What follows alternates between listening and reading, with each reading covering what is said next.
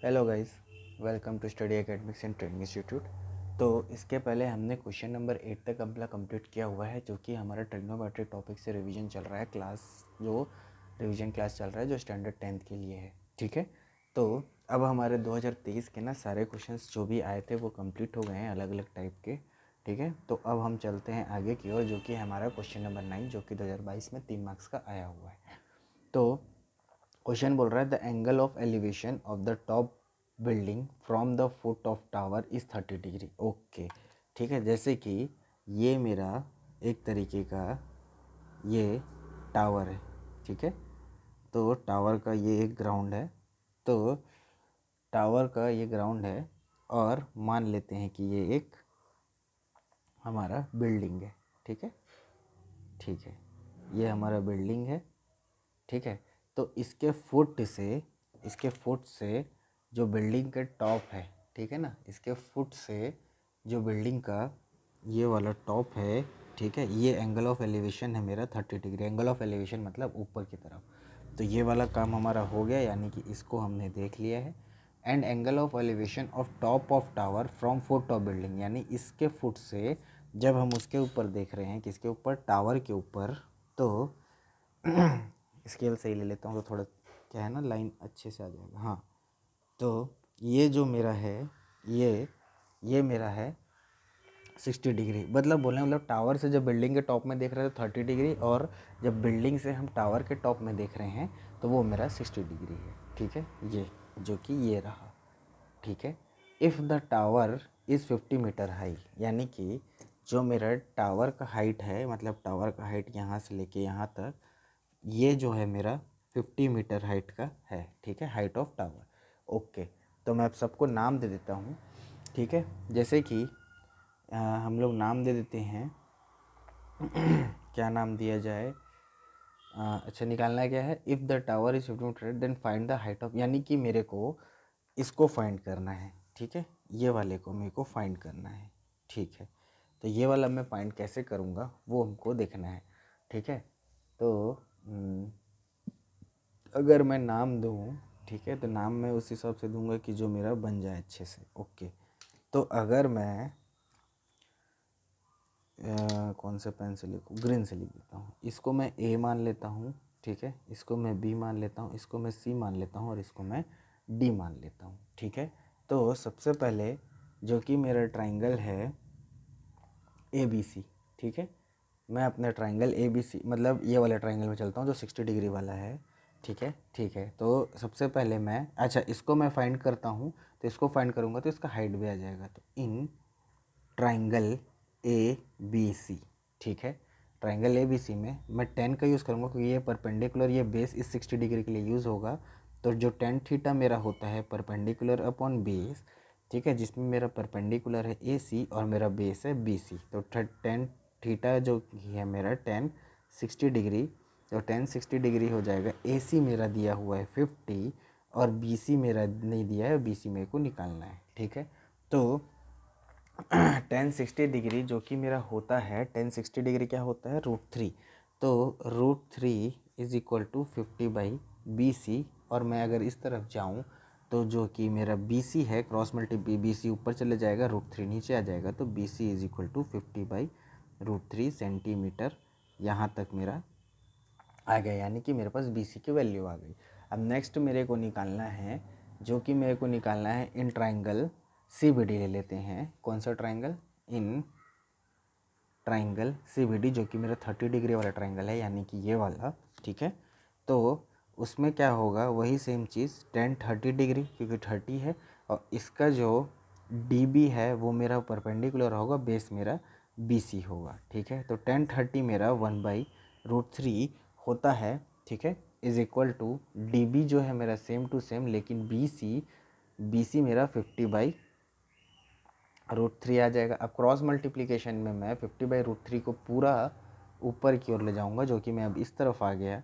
तो जैसे जो पहले लिखा है उसको लिख देता हूँ, 1/√3 is equal to D B by 50/√3। तो ये वाले जो पूरे होल टर्म को अगर मैं उस तरफ ले जाऊँगा, ठीक है, तो क्या हो जाएगा, 50 √3 नीचे और एक ठो √3 का मल्टीप्लिकेशन √3 और is equal to D B. तो ये आ जाएगा 50 3 सेंटीमीटर dB, जो कि मेरा हाइट ऑफ बिल्डिंग पूछा था। तो मेरा यहाँ तक आंसर आ रहा है, ठीक है। लेकिन अगर मैं इसको सॉल्व करूँ, चलिए इधर सॉल्व करते हैं। तो 53, 3 वन जा 3, 5 में 3 गया 2, 0 नीचे, 3 6 जा 18, फिर 2 बचा 0.0, 3 6 जा 18, फिर 2 बचेगा, वैसे ही करते करते।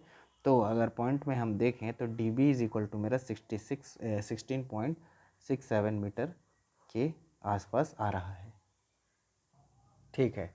तो 16.67 मीटर मेरा आ रहा है क्या, dB। तो यहाँ पे मैं लिख सकता हूँ हाइट और आंसर में कि हाइट ऑफ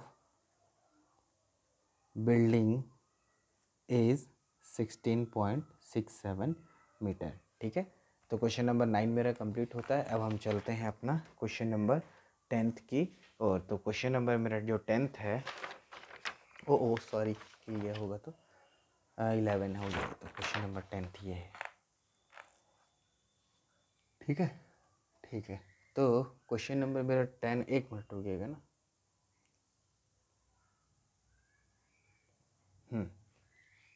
हाँ, तो क्वेश्चन नंबर मेरा 10th है, जो कि है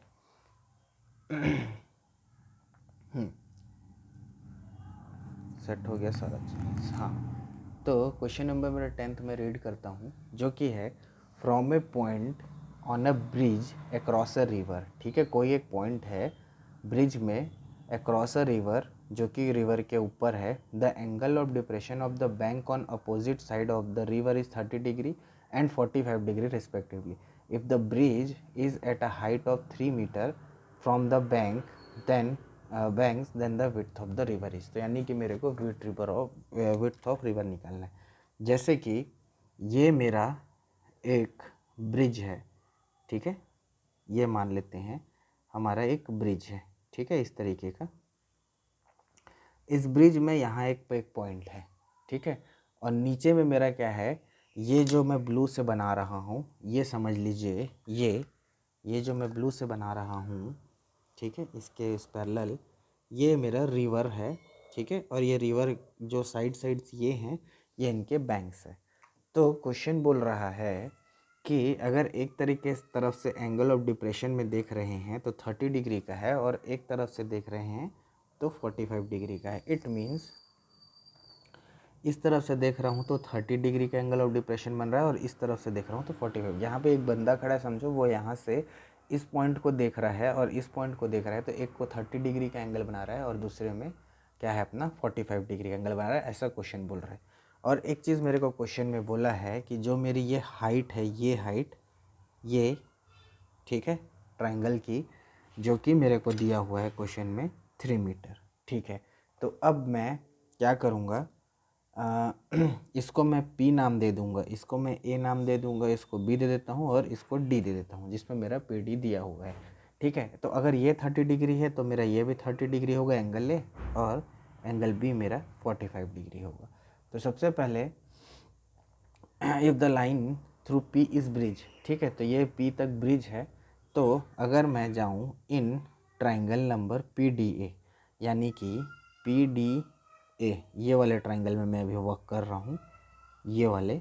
तो इस ट्राइंगल में जो है एंगल है मेरा 30 डिग्री है, ठीक है, और PD इज़ इक्वल टू मेरा 3 मीटर है। तो अगर मैं tan theta is equal to perpendicular upon base लगाऊं तो 30 डिग्री के लिए परपेंडिकुलर होगा PD और बेस होगा AD, ठीक है। तो मैं AD निकालूंगा क्योंकि मेरा रिवर का विड्थ जो है, विड्थ ऑफ रिवर जो है AB है, ठीक है, जो कि मेरा AD प्लस BD मिलके बना है। तो मेरे को AD और BD निकालना है, फिर मेरा काम हो जाएगा। तो tan थीटा मेरा दिया है 30 डिग्री, PD मेरा दिया है 3 मीटर, और AD मेरे को निकालना है। तो यहाँ तक हो गया। तो अब यहाँ से मैं आगे बढ़ता हूँ इधर की ओर। तो tan 30 हमारा होता है 1/√3, ठीक है। tan 30 मेरा होता है 1/√3 इज इक्वल टू 3/AD। तो क्रॉस मल्टीप्लाई करूँगा तो AD ऊपर चले जाएगा और 3√3, और मीटर में दिया है तो मीटर में हो जाएगा। तो ये मेरा इक्वेशन 1 मान लीजिए, ठीक है, AD आ गया। नेक्स्ट है, हम लोग जाएंगे in triangle B D P, ठीक है, जिसमें मेरा एंगल बी है वो 45 डिग्री है, और क्या है, और क्या है, एंगल बी 45 डिग्री है, हाँ, बाकी वैल्यू हमको दी हुई है, यानी कि P D equal to 3 metre है। ओके, तो इसमें भी लगाऊंगा मैं 1045 डिग्री लगाऊंगा सीधा सीधा। तो 1045 अगर हमने लगाया तो उसका परपेंडिकुलर है पी डी और बेस है मेरा बी डी, और बी डी मेरे को फाइंड करना है। तो 1045 मेरा 1 होता है, पी डी मेरा 3 दिया है, और बी डी मेरे को फाइंड करना है, तो मेरा B D is equal to आ गया 3 मीटर। तो बी डी भी आ गया। तो अब मेरे को निकालना क्या है, ए बी जो कि मेरा विड्थ ऑफ रिवर है, तो A B is equal to A D plus B D. तो ए डी मेरा आया है यहाँ पे 3√3 मीटर प्लस बी डी आया है 3 दोनों में कॉमन, तो 3 और 3 दोनों में कॉमन, और √3 + 1, ठीक है। तो यहाँ तक भी आंसर है। अगर इसकी वैल्यू मान लो 1.73 दिया है प्लस 1, तो ये हो जाएगा 3 × 2.73, 3 से मल्टीप्लाई करेंगे तो 3 3 ज़ा 9, 3 7 ज़ा 21, 1 और 2 करिए, 3 2 ज़ा 6 2 8, 8.19 मीटर आएगा। तो हम आंसर में लिख सकते हैं कि width of the river is, point में लिखोगे तो 8.19 मीटर, और 3 बाहर है तो √3 + 1 मीटर, ठीक है। तो ये हमारा आंसर है। तो यहीं पे हमारा क्वेश्चन नंबर 10 भी कंप्लीट होता है। अब हम चलते हैं अपना क्वेश्चन नंबर 11 की तरफ, ठीक है। तो क्वेश्चन नंबर 11, अच्छा देख लो, ये वाला 3 मार्क्स का 2022 में आया हुआ क्वेश्चन है, ठीक है। दिखा है नहीं दिखा है, एक बार दिखा देता हूँ। ये देखो क्वेश्चन नंबर 10 जो भी हमने सॉल्व किया। अब हम करेंगे क्वेश्चन नंबर 11, ठीक है। तो मेरा क्वेश्चन नंबर 11 सामने में है आपके। तो ये देखो क्वेश्चन में क्या दिया था ना, क्वेश्चन बहुत बड़ा था, इसलिए मैं लिख के डायरेक्ट डायग्राम बना के ले आया। तो क्वेश्चन में क्या है कि ये एक फोर्ट है, ठीक है। ये जो नीचे बन रहा है वो फोर्ट की परछाई है, ठीक है। तो फोर्ट के जब पॉइंट ए से हम लोग फोर्ट के टॉप में देख रहे हैं तो ये बी है, और ये उसका एंगल ऑफ डिप्रेशन है, यानी उसके टॉप पे देख रहे हैं तो एंगल हमारा 45 डिग्री बन रहा है, और उसके बिलो देख रहे हैं यानी शेडो हमको दिख रहा है 60 डिग्री के एंगल पे। और यहाँ से लेके यहाँ तक की हाइट मेरे को 10 मीटर दिया है, यानी कि अगर मैं इस पॉइंट को पी मानूँ तो पी बी मेरे को दिया है 10 मीटर, ठीक है, ठीक है। तो अब मैं इसका नॉर्मल आपको डायग्राम बना के दिखाऊं जिसमें हम लोग सॉल्व करेंगे। तो जो हमारा नॉर्मल डायग्राम है ना, वो कुछ इस तरीके का दिखेगा, यानी कि ये ऊपर से नीचे, ठीक है, और एंगल ऑफ एलिवेशंस एक दिखेगा कुछ इस तरीके से, और एक एलिवेशन कुछ इस तरीके से दिखेगा। और मान लीजिए कि ये वाला जो है ना, ये हमारा वाटर लेवल है, ठीक है। ये वाला जो है, जो ब्लू की एक लाइन गई है, ये मेरी वाटर लेवल है, ठीक है। तो इस पॉइंट को इसने ए कहा है, इस पॉइंट को इसने बी कहा है, और इस पॉइंट को इसने सी कहा है, और हमने ये जो वाटर लेवल का पॉइंट है इसको हमने सी माना है। और इसकी जो हाइट दिया है वो मेरे को दिया है कितना, 10 मीटर बीपी का, ठीक है। और मेरे को हाइट निकालने बोला है ए से लेके, इसको हम मान लेते हैं ओह, ठीक है, यानी कि क्वेश्चन में बोलेगा, अभी बोला नहीं है। तो सबसे पहले draw well level diagram, well level diagram होगा यार, ये एग्ज़ाम लिखा है, well diagram on above information. तो ये एक हमारा वेल लेवल है, यानी कि ये मेरा सॉल्यूशन नंबर ए कंप्लीट होता है, ठीक है। तो ये हमने वेल लेवल डायग्राम बना लिया, ठीक है, जिसमें ये भी एंगल भी लिख दो 45 डिग्री, और नीचे है मेरा 60 डिग्री, ठीक है। तो अब इसी डायग्राम को मैं दूसरे पेज में बनाता हूँ, ठीक है। और हम लोग क्या है, पेज कहाँ है, 1 मिनट रुक जाइएगा, खाली पेपर, हाँ ये रहा। तो इस डायग्राम को ना मैं सेम एज इट इज़ इसमें उतारता हूँ रफली, जिसमें हमको सॉल्व करना है। ये मेरा कुछ इस तरीके का डायग्राम है, ठीक है। ये मैं इसलिए करता हूँ स्केल से, क्या है कि थोड़ा डायग्राम नीट हो जाता है, बस और कुछ बात नहीं है, ठीक है। ये और ये मेरा एक पॉइंट है जो बीच में हमने एक लाइन लिया है, ये वाला, ये हमारा वाटर लेवल है, ठीक है, ठीक है। तो अब क्या क्या चीज़ें हैं मैं वो लिख लेता हूँ। ये मेरा पॉइंट ए है, ये मेरा पॉइंट बी है, ये मेरा सी है, इसको हमने पी माना था, और ये हमारा हॉरिजॉन्टल लेवल है, ठीक है। हम लोगों को यहाँ से यहाँ तक की हाइट निकालनी है, जो कि मैं AO मान के चला था, और इसको भी हम लोग PO मान लिए है ना, ABC, इसको मैं D मान लेता हूँ। ठीक है, यहाँ से यहाँ मेरे को 45 डिग्री दिया है और यहाँ से यहाँ मेरे को 60 डिग्री दिया है, और मेरे को यहाँ से यहाँ की वैल्यू कितना दी है, 10 मीटर के आसपास दिया है। ठीक है, ठीक है। तो अब इस क्वेश्चन को कैसे सॉल्व करेंगे, तो अब मैं चल रहा हूँ सॉल्यूशन नंबर B। तो सॉल्यूशन नंबर B मेरा बोल रहा है find the height of point A above water level. तो यह मतलब इस हाइट को हमको फाइंड करना है वाटर लेवल से A का कितना है। तो अगर एक चीज़ मेरे को समझ में आ रहा है कि 10 मीटर हाइट दिया है, ठीक है, ये टोटल, अगर मैं नीचे का हाइट निकाल लूँ, उसमें से मैं इस हाइट को निकाल लूँ, उसमें से अगर मैं 10 मीटर को हटाऊँगा तो मेरे को ये हाइट मिलेगी। तो मेरे को निकालना एक्चुअल में है, अगर मैं BD में से अगर मैं BD को निकाल लूँ, ये वाला BD निकाल लूँ, उसमें से मैं BD अगर निकलेगा, हाँ ठीक है ठीक है, BP, हाँ मेरे को निकालना है DP। ओके, मिल गया। देखो मेरा टोटल लाइन जो है ना BP, यानी ये वाली लाइन, वो बना है दो लाइन से मिलके, यानी BD प्लस DP, और मेरे को निकालना है DP। ठीक है ना, तो DP निकालना है तो मैं BD निकालूंगा, और BD में से BP को, यानी कि मेरे को DP निकालना है, तो ये वाला BP है ना जो मेन होल लाइन, उसको मैं BD से माइनस करूँगा, इसको मैं इक्वेशन 1 मानता हूँ, तो मेरा काम हो जाएगा। ठीक है, ठीक है। तो अब चलते हैं इन ट्राइंगल ABD, जिसमें मेरा angle A is equal to 45 degree है, जिसमें मेरे को निकालना क्या है, मेरे पास BD तो है, हाँ BD ही मेरे को निकालना है, तो उसके लिए मेरे को AD भी चाहिए,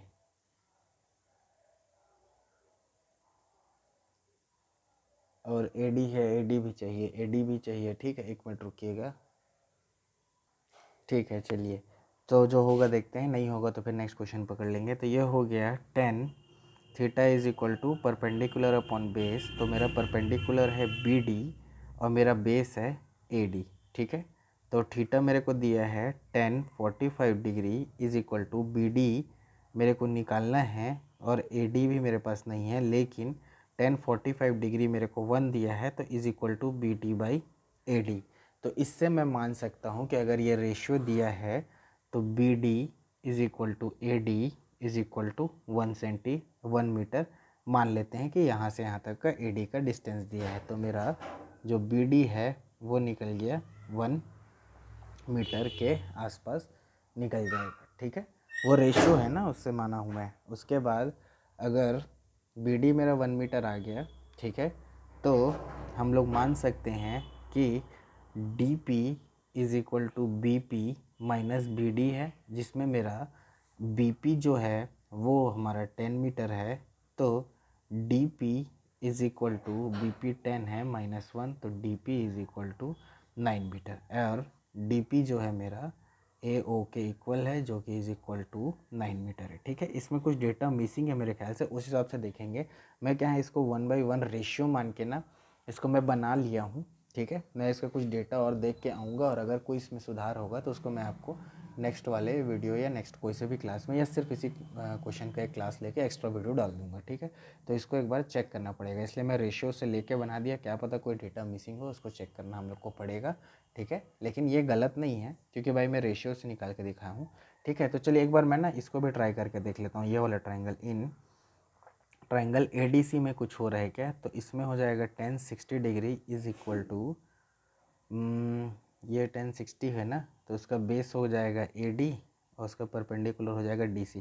अच्छा, DC तो मेरे पास है नहीं, और 10 60 मेरा होता है √3, तो AD इज़ इक्वल टू 1। अगर इसमें भी रेशियो में भी मैं AD को 1 ही रखूँगा तो भी वही आंसर आ रहा है। ठीक है, ठीक है, इसको मैं फिर से चेक कर लूँगा, कोई दिक्कत नहीं है, लेकिन आंसर ये होना चाहिए। ठीक है, ठीक है, चलिए, तब तक हमारा क्वेश्चन नंबर 11 कंप्लीट होता है। अब हम चलते हैं क्वेश्चन नंबर 12 की ओर। तो क्वेश्चन नंबर 12 कहाँ है, 1 2 3, 1 मिनट रुकिएगा, क्वेश्चन नंबर 12 खोज रहा हूँ, 13 है ये, हाँ। तो ये रहा मेरा क्वेश्चन नंबर 12, जो कि आपके स्क्रीन पे आ चुका है। तो क्वेश्चन बोल रहा है, आई थिंक ना ये वाला शायद मेरे ख्याल सिलेबस से बाहर है, लेकिन फिर भी ज़्यादा टाइम नहीं लगेगा, 5 मिनट में मैं देखूँ क्वेश्चन करा दूँगा, उसके बाद हम लोग आगे बढ़ जाएंगे। ठीक है चलिए। तो सॉल्यूशन है, ये कॉम्प्लीमेंट्री एंगल से क्वेश्चन है, 1 मार्क्स का 2022 में आया, 1 मार्क्स का 2022 में हुआ है, ये मेरे ख्याल से आउट ऑफ सिलेबस हो गया है, लेकिन ज़्यादा टाइम नहीं लगेगा, मैं इसको करवा देता हूँ। ठीक है, तो एक चीज़ मेरे को पता है कि कॉस 90 माइनस थीटा मेरा क्या होता है, होता है साइन थीटा, और एक चीज़ मेरे को पता है कोसेक 90 माइनस थीटा मेरा होता है सेक थीटा। तो इन दोनों टर्म को मैं वैसे ही कन्वर्ट करूँगा और ये मेरे फॉर्मूलाज हैं। ठीक है चलिए करते हैं फिर। तो क्या करूँगा कि कॉस ऊपर में हो जाएगा कॉस 90 माइनस 10 डिग्री प्लस उसको वैसे का वैसे ही रखूँगा, और कोसेक हो जाएगा मेरा कोसेक 90 माइनस 59 डिग्री। ठीक है, कोसेक 90 माइनस 10 डिग्री ये हो जाएगा, और नीचे साइन 10 डिग्री भी है, सॉरी।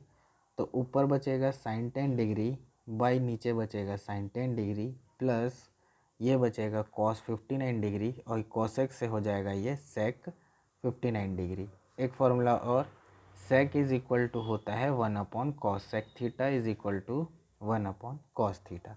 बस तो साइन 2 एंड साइन 10 कैंसिल, यहाँ पे 1 बचेगा, cos 59 multiply by cos 59, sorry 1 cos 59 degree. तो ये कॉस 59 ये कॉस 59 कैंसिल, तो 1 प्लस 1 इज इक्वल टू 2।